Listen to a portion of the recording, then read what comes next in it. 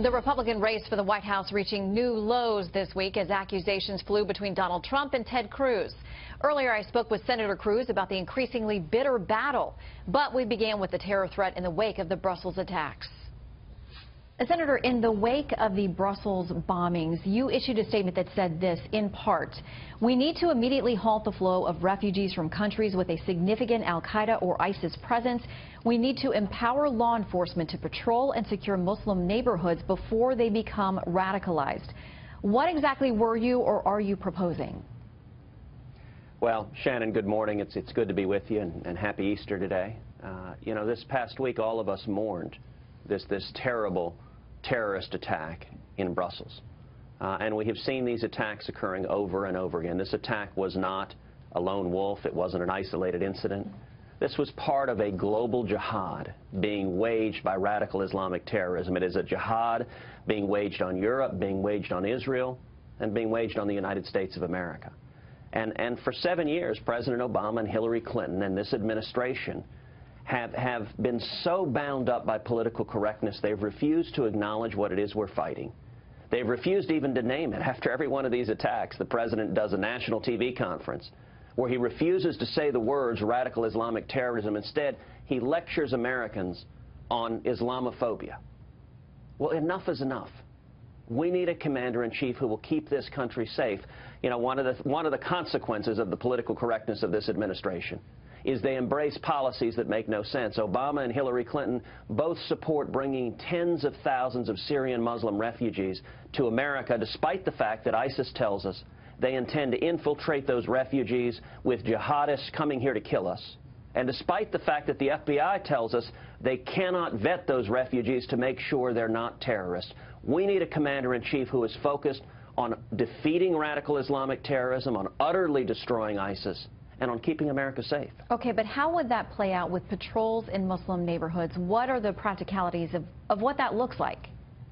Well, sure. What that looks like is proactive law enforcement. What that looks like is addressing the problem and engaging the problem, using every tool, law enforcement, using national security, using intelligence, using the military abroad to defeat the enemy. You know, there was a successful program in New York City that was started under Mayor Michael Bloomberg that did exactly this. It engaged cooperatively with the Muslim community, but it got involved to prevent radicalization, to prevent radical Islamic terror cells from forming, and to prevent any acts of terror before they're carried out. Now, unfortunately, liberal Democratic Mayor Bill de Blasio, when he got elected, one of the first things he did in a nod to political correctness is he disbanded that unit. That doesn't make any sense. We need to be going after where the threat comes from, and the threat comes from radicalization. You know, you look at Europe.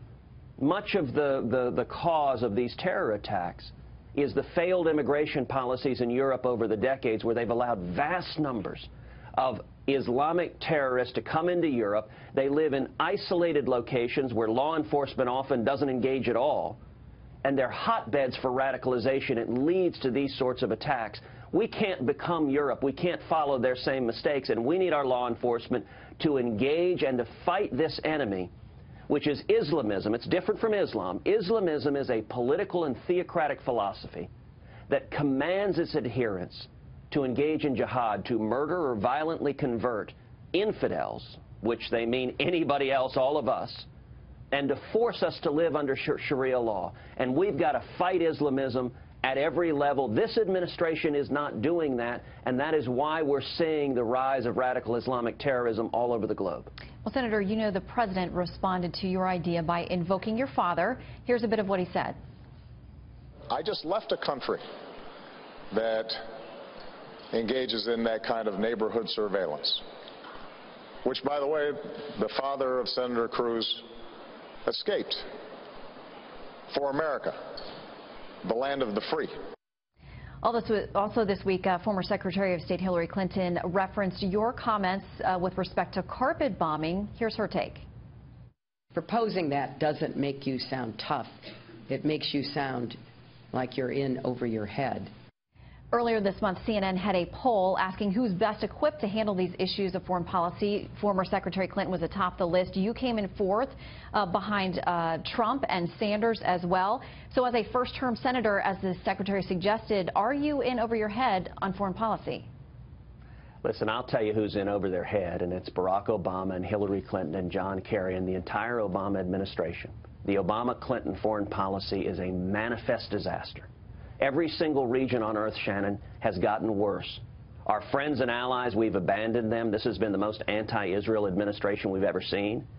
And we've shown weakness and appeasement to our enemies. You know, it's rich seeing Barack Obama attacking me when he just got back from going to a baseball game with the Castros, celebrating and toasting a communist dictator who tortures and murders his citizens, who oppresses them and who is rabidly anti-American, and who spreads terrorism throughout Latin America. As the president noted, yes, my father was imprisoned and tortured in Cuba. So was my aunt. She was imprisoned and tortured by Castro's goons in Cuba. And yet what President Obama has done, what Hillary Clinton has done, what John Kerry has done, is sent billions of dollars to the enemies of America, billions of dollars to the Castros that they will use to increase their repression, increase spreading terrorism throughout Latin America, and over $100 billion to the Ayatollah Khamenei in Iran. That money will be used to fund Islamic terrorists that are coming to murder Americans, to murder Europeans, to murder Israelis.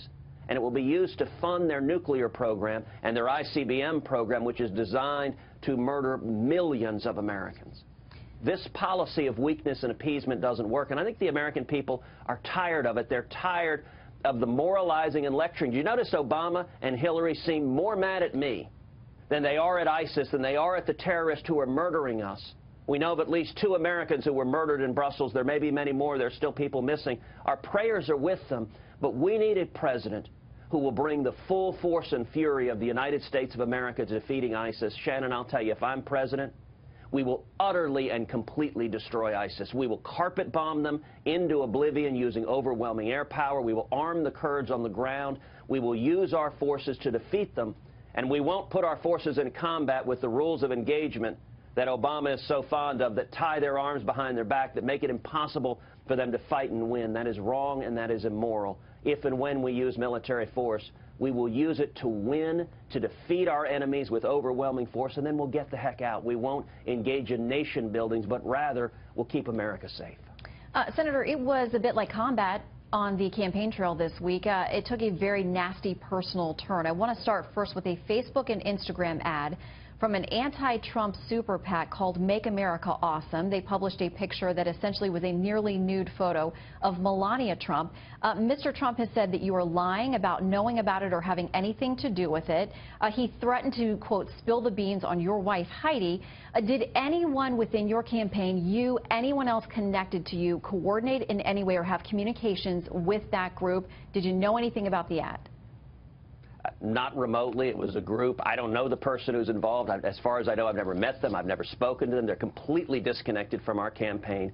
The ad they put out was deplorable. And as soon as I saw it, I denounced it and said it was wrong. But it wasn't us. You know what? There are a whole lot of people in America who disagree with Donald Trump. And he used that as an excuse. The fact that someone else who I don't know and have no involvement with used a deplorable ad, he used that as an excuse to go after my wife, Heidi, to go after my family, to attack her directly. And not only did he threaten her directly, but then the next day he sent a really nasty tweet juxtaposing a bad picture of Heidi with a good picture of his wife, and I guess bragging that his wife is so attractive. Listen, I have never once said any negative word about Melania or any member of his family. I don't intend to. Melania is a lovely woman.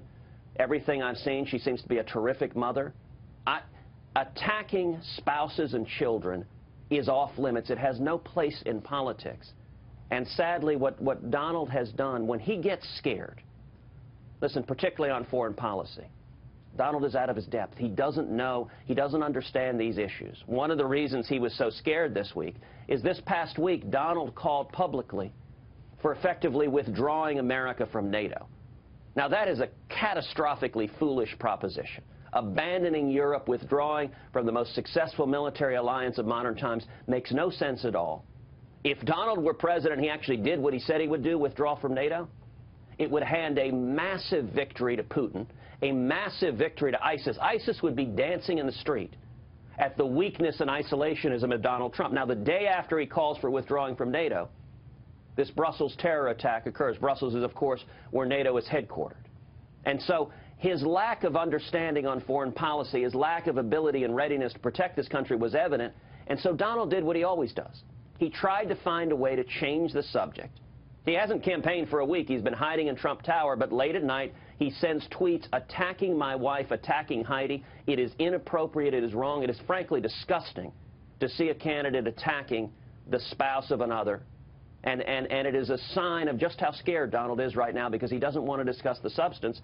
In fact, Shannon, that's why he's afraid to debate, why he refuses to debate, because when he debates, his lack of understanding of the challenges facing America becomes evident for everyone to see.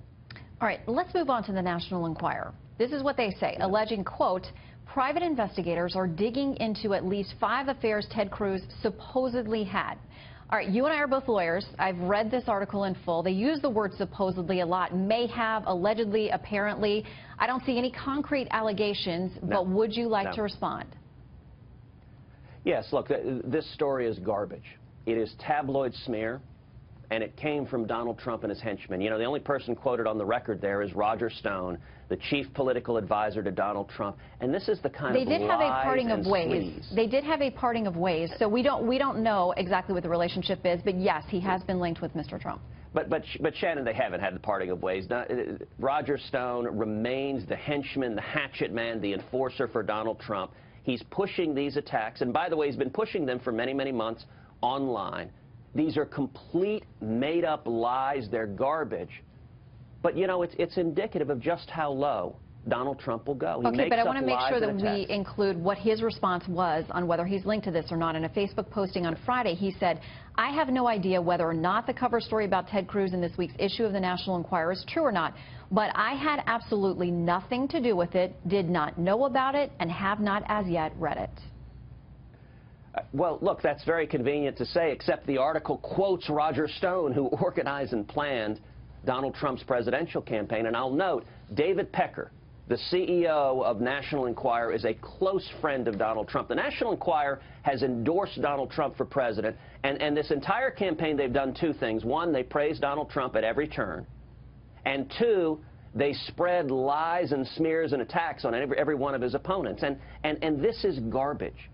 Look, we've got real problems in America. There are right now, people are hurting, their wages are stagnating, people are out of work, they want to see jobs, and what does Donald Trump want to do? He doesn't want to talk about these issues.